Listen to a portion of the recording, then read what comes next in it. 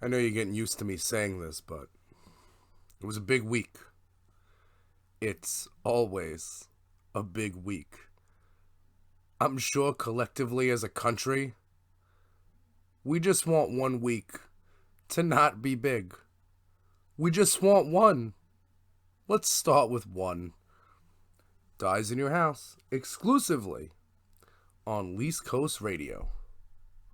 The views and opinions expressed on this podcast are that of my own and are not of my employer.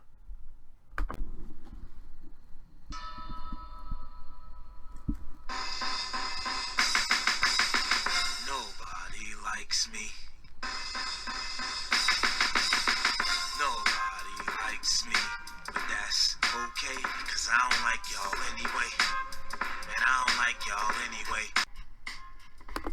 We have until November of 2020 to get our act together as a country, as a nation, to correct this injustice. And the biggest injustice in the world was allowing a foreign power to install a criminal into the White House and turn an administration into a fascist crime syndicate. That must be corrected. And we only have there's only one more election we have to correct it, or this whole thing is over. If you don't know what Staten Island is, it's like New York's abortion that lived. I never met any of the founding fathers, but I'm sure if they were listening to Least Coast Radio right now and brand new episodes of Dyze in your house, they would agree with the sentiment. And you can follow us on Twitter at Least Coast Radio. Get us on Patreon at Least Coast Radio. Vote. Blue Wave 2020. Let's make it happen. Least Coast Radio for the least heard voices. Every weekend. We here on Least Coast Radio are trying to fight the rising tide of fascism. The noun fascism is usually defined as a governmental system led by a dictator having complete power, forcibly suppressing opposition and criticism, regimenting all industry, commerce, etc., and emphasizing an aggressive nationalism and often racism. Yeah, we don't want any of that in America. So we gotta stop it. We gotta put out the fire now. Staten Island boys are no joke. As liberals, not even as liberals, as Americans, as patriots, as people that like democracy, the only thing we can do right now to fix our country is use our weapons. And our weapons are our voices, our handmade signs, and social media. Get the message out there. Voting. Voting is key. Elections have consequences. If you don't know what Staten Island is, it's like New York's abortion that lived. Representing Staten Island. These Staten Island boys are no joke.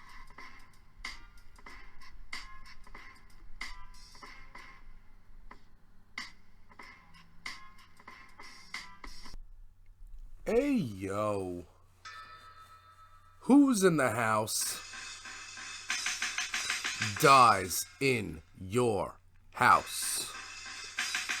What is the word, peeps? What goes on? It is the weekend, or close to it, and we are back here on Least Coast Radio with another action-packed edition of Dyze in your house. This is a weekly podcast where we stress the importance of voting. There's a lot of problems in America, but a real big problem we have in America is people don't exercise the rights they have living in a democracy. When you live in a democracy, you get to vote. And people don't think that, people don't see the importance in that as much as they should. Because 45% of registered voters in this country didn't vote. Or 45% of adults, I'm actually not sure what the number is. But I come on here, Jay Porks, regular guy, and I try to tell you, listen, this is important. I understand that I used to have a podcast where I tell jokes and, little soliloquies about my life. And you know what? We're gonna I got some news on that in a second.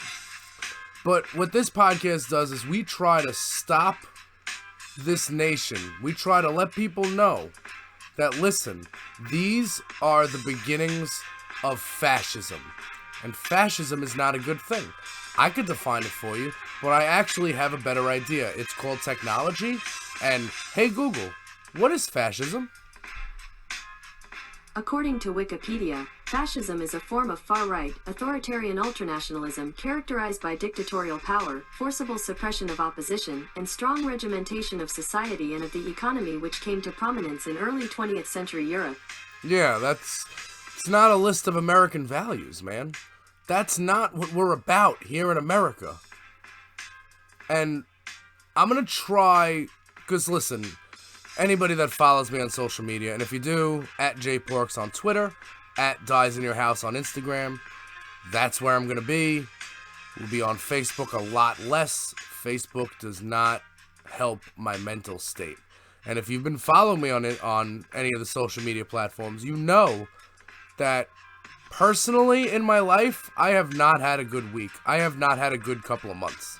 Like, personally. And we'll talk about a little more of that stuff later on in the podcast, but I'm sorry about that. I'm sorry that I was, as the kids would say, in my bag a little bit, as they say, but listen, I got feelings like the rest of the people, like the rest of the world. And yeah, I'm always going to come on and do my podcast, and I'm not going to let my mood or what's going on affect what I'm doing here. I can't do that.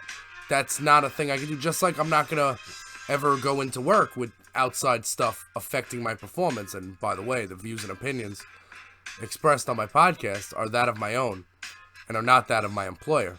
So just getting that out of the way right now. So what we're going to try to do going forward is I would like to have a space where the first half of the podcast, you know, what I normally do. And I would like to add a little bit at the end. So like if you when you listen, like a little treat at the end would be, you know, something from me, like not specifically tied, like something not non-political, but something something that's not important but might be funny, because a lot of people, they come to the podcast for entertainment, and I'm probably not providing air quotes entertainment here. I'm just railing against the corruption for about a half hour a week. And it's my platform. It would be wrong. It would be un-American for me to have this platform and to not use it. It would be very un-American for me to do that. So, this week began the impeachment hearings live on television. As press time, as I'm recording this, there's still a hearing going on. So, I've been watching it. It doesn't need to be explained. You know what I'm saying? I don't need to sit here and, let me tell you what's going. It's really not like, Russian collusion, where it needs to be explained in intricate detail in a 400-page report or whatever. This is simple stuff here. You, as an American elected official, you can't seek assistance, whether that be financial or in any way, any type of assistance from anybody that's not American. So even if you don't get the favor, you can't ask for it. That's against the law. And people in America aren't above the law.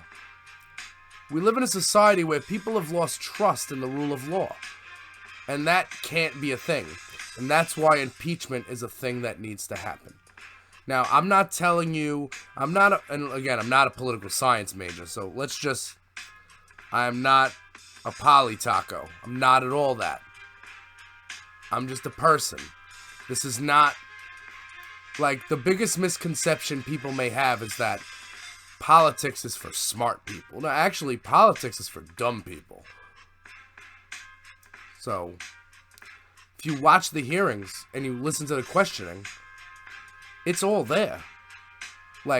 So as the general public, as an American, you can consume all that information, and you can make your own decision. Because again, these people work for us.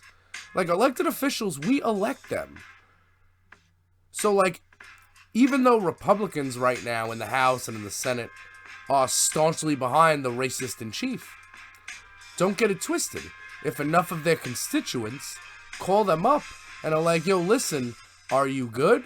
You can't ride with this clown. Eventually, the tide will shift. The problem is that the American people didn't get to see live hearings on television before. Like, the Mueller report was only, Mueller came, he answered questions, and that was it. I think it was the Senate. I'm not even sure if it was the House, but, like, that wasn't a series of events. A narrative is unfolding here, and Adam Schiff is the chairman. Democrats are in control of this.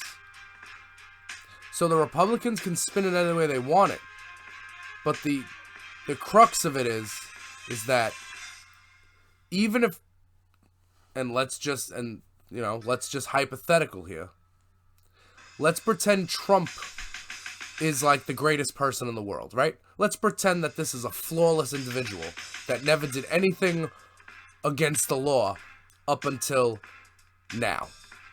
When he calls the Ukrainian president and says, help me out by investigating Biden, he has committed a crime and an impeachable offense and should be punished under the rule of law. Now, because he's in that elected position, the modes are impeachment. And that's what we're doing. And when the impeachment hearings, when they're calling witnesses from the OMB, the Office of Management and Budget, and when they're calling people that work in the White House, and the White House is saying, listen, we're not complying with any of your investigations, any of your oversight, when they say that, that's obstructing justice. And that's another impeachable offense. So that's 2. And also, keep in mind that a couple of sentences ago, when I said, imagine that Trump was a flawless, law-abiding citizen, now remember that that's not actually anywhere near the truth. This man has actually probably never went a day in his life without breaking the law, has a silver spoon in his mouth his entire life, given everything, handed everything, worked for nothing, got into financial trouble, and declared bankruptcy 4 fucking times. Don't tell me that, you don't like the way he talks, but you respect his business acumen. The only thing this motherfucker knows how to do is put 5 letters on buildings. That's all he does. None of those people that built those buildings get paid. None of those buildings have good service in terms of food, hospitality, anything.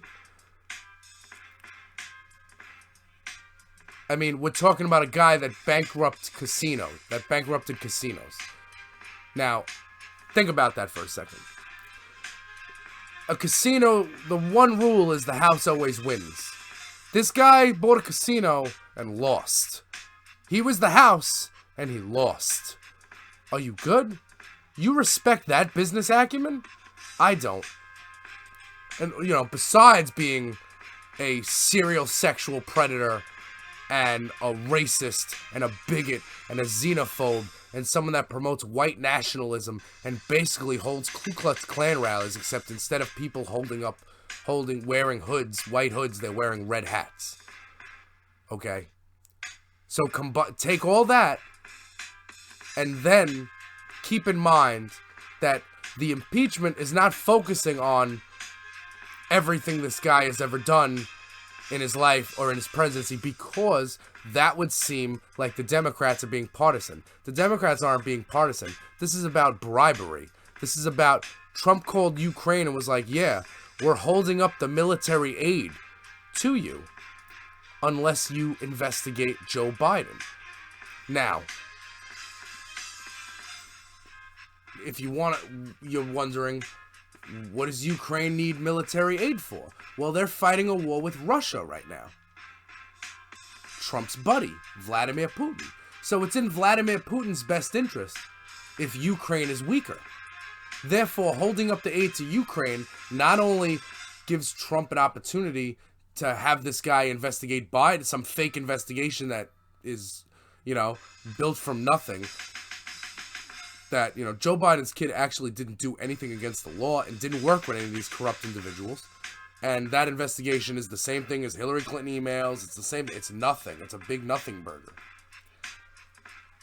But so Trump gets to flaunt this, and he also gets to say, hey, Vladimir, look, I'm helping you out here on the front lines of this Ukraine-Russia war. Yeah. So, I mean, it's bribery. It's, I'm going to give you this aid, and you're going to do this. And if you're listening to this and you think, well, Jay, I don't want my money to go towards the Ukraine. I want my money to stay in America. Well, guess what? They already took that money from you. So you don't decide where that money goes. It's not like this Ukraine aid was a new tax on you. That money was taken out of your paycheck already and put into the military budget. It's already there. If that money doesn't go to Ukraine, if those Javelin missiles or whatever we were sending them, if that doesn't go to Ukraine, that sits. It's not like we get it back. So, you want to help, and why do we want to help Ukraine? Because they're our ally. And in a world, you live on allies. You know what I'm saying? Just like in life, you have friends. You have people you rely on. And in turn, those people rely on you. So that's, in short, what's going on here in the impeachment hearings. So I don't want to hear, I don't want to hear. I can't tell people what to tell me or not, but like, oh, the Democrats got to stop this impeachment nonsense and this and that, and the Republicans never convict. It's really not about the Republicans convicting in the Senate. This is about what is the right thing to do, and this is the rule of law. And the law was broken. And when you're sitting in that position, you don't need to break the law for merits of removal. Okay, so, but nonetheless, the law was broken. Now you have somebody sitting in the Oval Office who has business in Turkey, has business in Russia, has business in Saudi Arabia. These are conflict of interests that are not worth being ignored. You're not allowed to make money off the presidency. That's what this guy's doing. You can't do that. My bad for being like this naive guy. But like, you know what I'm saying?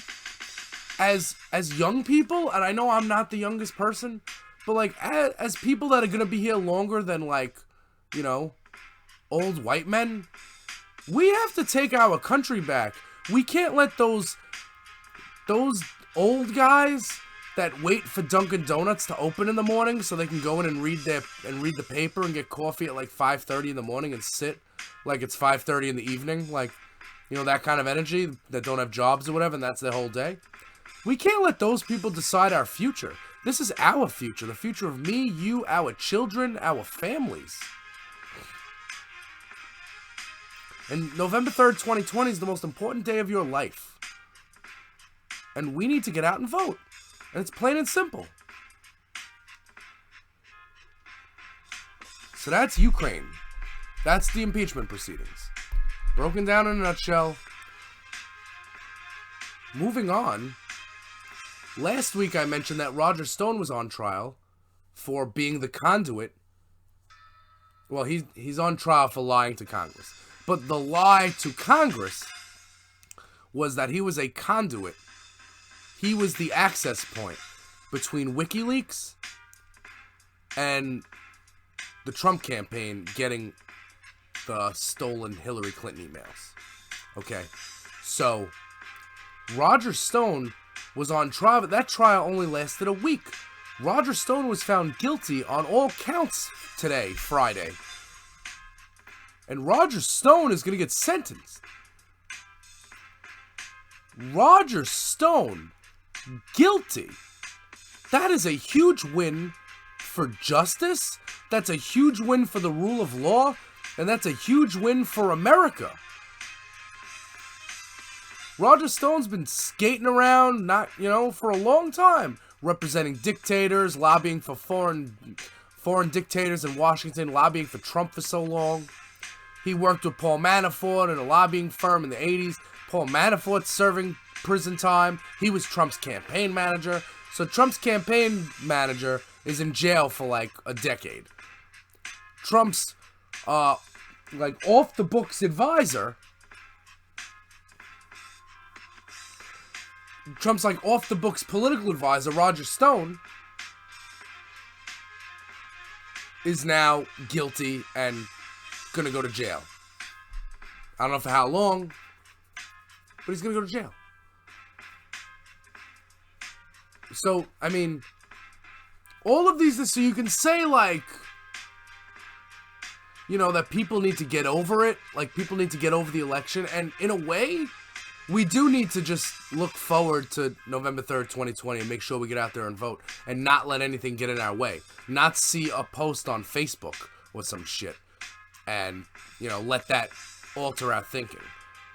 Who we vote for is based on what, you know, what you need, what I need. What do you, you know, you're not a blank canvas. You want things. Do you care about people or do you don't? Do you care about education or do you don't? You know, so, like, do you care about equal rights or do you don't? Do you want to be some nation of white nationalism and individualism? Or do you want to build with other nations and make this whole planet a better place? Do you want to save the planet or not? Or do you want to lose Miami? Because, you know, Miami's sinking. Miami has less square footage than it did 5 years ago. Look it up. Not lying. It's not a lie, not a fib. It's no cap. So there's that. So Roger Stone, guilty. Democrats running the impeachment inquiry right now. Live on TV. I'm sorry that it interrupted your shows, but democracy is important. But in a way, we do need to focus on, listen, this is how this happened. So Mueller did the investigation, released his report. A lot of it's redacted, and a lot of people didn't read it and don't care because Mueller didn't charge Trump with a crime, which he was never going to do. He's a special prosecutor. He's going to make recommendations. He charged Roger Stone with a crime because Roger Stone was just such a blatant criminal, you know, and for far too long. So this was a Mueller indictment, but he wasn't going to, you know, ruffle many feathers and with DOJ guidelines or whatever. He wasn't going to do that. So people didn't grasp it. It was a big story. It was Russia, you know, and WikiLeaks stole the email, hacked in for Russia, and Russia was also funneling money. There was a lot of stuff going on. So it's hard to explain. But the important thing is this. You, as an American, can't let anybody else decide who you're voting for. You need to look at your candidates. Look at and who do you believe in? And also, like, there's a big Democratic field, right? There's a lot of Democrats. So, like, you can't be somebody that, like, has one that you'll vote for. And then if that person doesn't win the nomination, you can't just say, well, I'm not going to vote. That's not how democracy works. If you want to move this needle more towards your direction, you need to move it. If your candidate doesn't get the nominee, like, this is going to happen with Bernie Sanders. When Bernie Sanders doesn't get the nominee, all the Bernie-crats, all the Bernie Sanders supporters are going to not vote. And that's going to cost us. So that's what this next year is about. Convincing people that, listen, I understand that you have a preferred person that you want. But at the end of the day, if we all come together for this one election, we can really make big fundamental change in America. And we could get this country working for us again. The majority. Not the silent majority. The actual majority. The actual more people. The actual majority. Not some fake thing that people made up to launder their racism through Muslims. The silent majority. You mean white people. And I know I'm a white guy, but, like, it just gets me tired. Alright. So that's the week. It's a big week. And, you know, I appreciate everybody who stuck in through this so far. So we're gonna start doing a thing on my podcast where I start getting real, you know, towards the end. Like, my life in terms, like, cause I don't know. So, like, I want to explain myself. Let me lower the music a little bit here. Because I know a lot of people, if you're friends with me on Facebook or whatever, maybe you follow me on Twitter, and you may have seen me, like, venting this week. Listen, man. As everybody knows, I was going through some stuff. I ended my relationship with my girlfriend. Well, it was ended on me. But I'm getting better.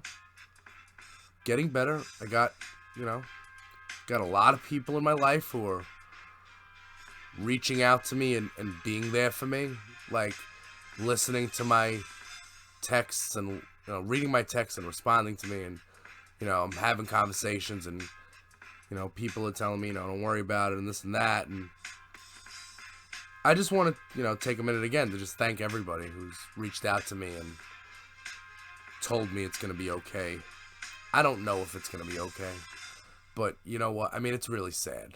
I mean, it really, like, I'm really sick over this, but I can't let that deter me from what I'm doing everything else in my life. Like, the views and opinions expressed on my podcast are that of my own and not that of my employer. But when I'm on the clock, I've been doing really, really well. Like, I believe so anyway. I mean, I feel like I've been doing good. And I feel like, my outlook towards things, like, what I'm saying? Like, listen, I'm not good. Am I going to be good? Maybe.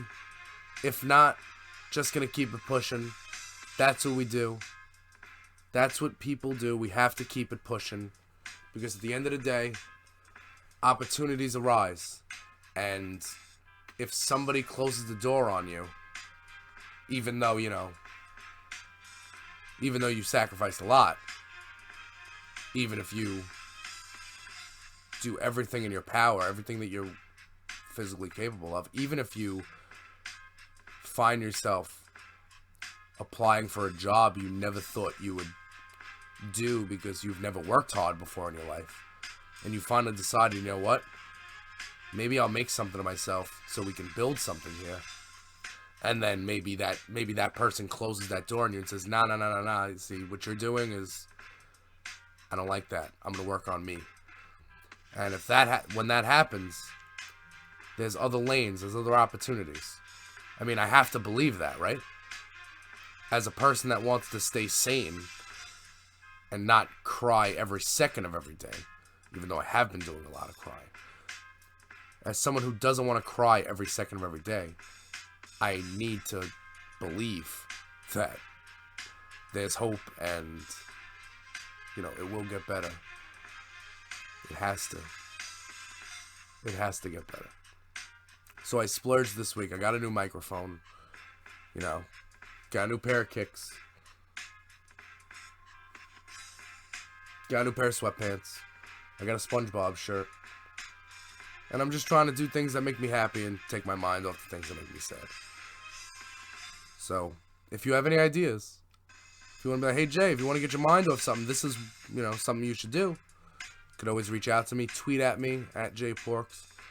Follow me on Instagram, at Dyze in your house. I'm going to be using that a lot more for selfies, and because when I'm having a good hair day, I want to show it off. So again, I just appreciate everybody who's reached out to me, and I appreciate everybody being there for me. I'm going to be on Facebook a lot less because, again, it's just makes me sad. I see,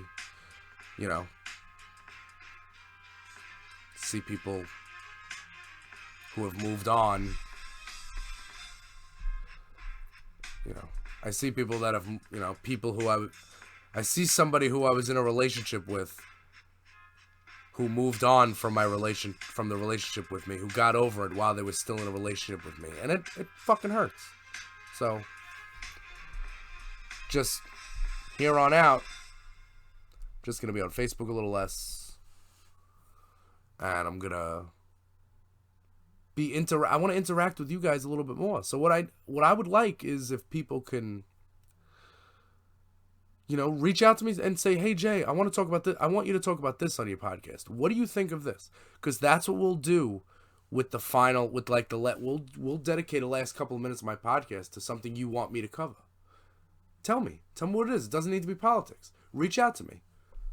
I'm always here at East Coast Radio on Twitter, at JPorks on Twitter, or you can get me on Instagram at Dyze in your house. And every week you can get this podcast at patreon.com/JPorks. You can get that, and you can also get it when it goes on YouTube. It's supposed to automatically update to Apple Podcasts.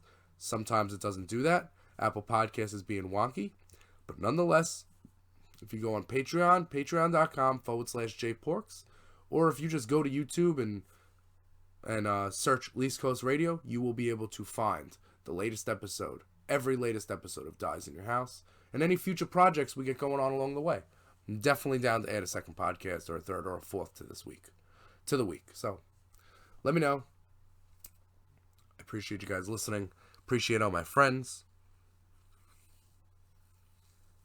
And I'll be good. And, yeah, don't mind. I mean, I hope my voice gets better. I don't know. I woke up and I had a little frog in it. I don't know what happened. But, okay. So, this has been Dyze in Your House. Exclusively on East Coast Radio.